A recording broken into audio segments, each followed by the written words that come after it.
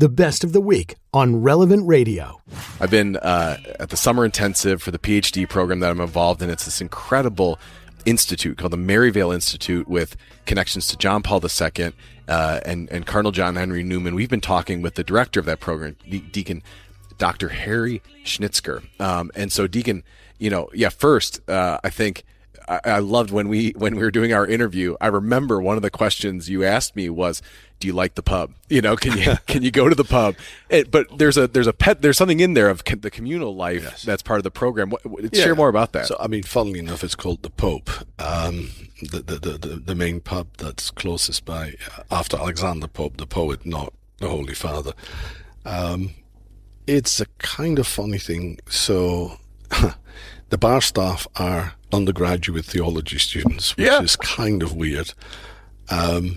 There are always a scattering of people that's looking out over a park and onto the River Thames. It's got lots of comfy seats. It's a bit like, the coffee house in Friends a little bit. But what's important is that it frees up people to have all sorts of discussions. Mm-hmm. There is a chance for some pastoral support.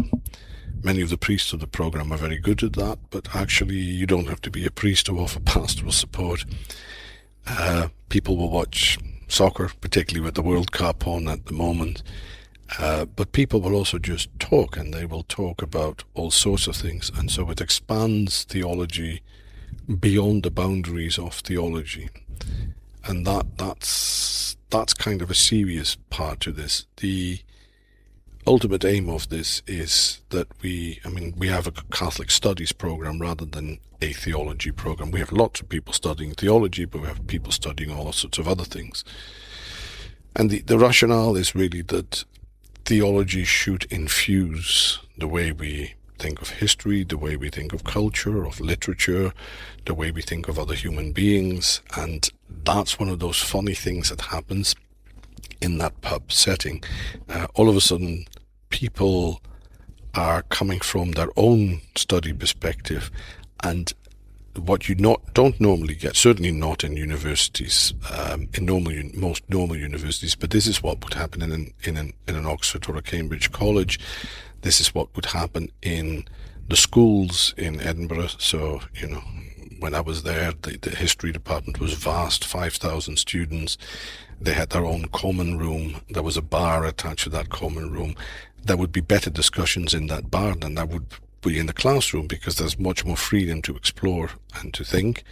It's also, when you get the different year groups there, they get gradually absorbed in this. And we are blessed because we have a lot of mature students. Our age range at the moment is 26 on the one side and 77 on the other.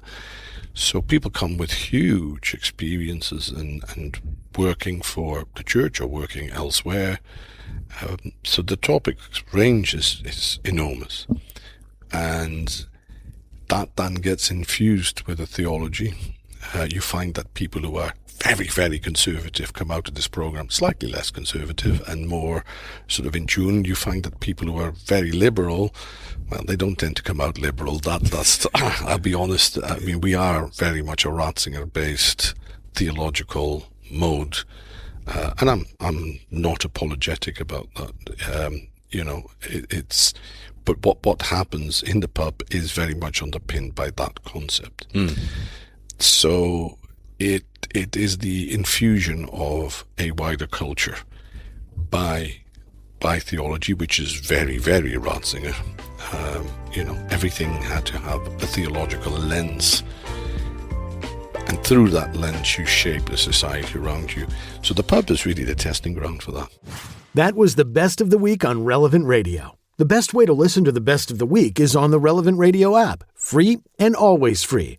Download and share the #1 free Catholic app today in the App Store.